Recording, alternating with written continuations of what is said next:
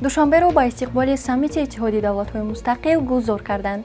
дар шаҳри Душанбе санаи 10 октябр нишасти сарони кишварҳои иттиҳоди давлатҳои мустақил баргузор хоҳад гашт. мулоқоти сарони давлатҳо дар формати Осиёи марказӣ ва Русия баргузор мегардад. дар остонаи ин ҳамоиш рӯзи 9 октябр президенти Федератсияи Русия Владимир Путин бо сафари расмӣ ба Тоҷикистон ташриф меорад. шаҳрдорӣ ба истиқболи ин чорабиниҳои муҳими сиёсӣ пойтахти кишварамонро шаҳри Душанберо бо гулҳои рангоранг ором медиҳад.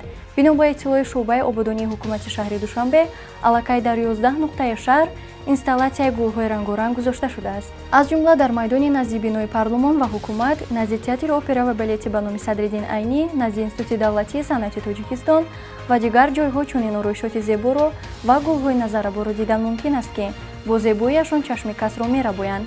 Пардифен ҳаб ҳангоми дарди сар дар дибуғ ва дандонҳо тавсия дода мешавад. Пардифен аз ширкати Вегафарм. Пардифен ҳабро аз дорухонаҳо пурсон шавед. дар шабакаҳои иҷтимоӣ оила тиҷӣ обуна шавед.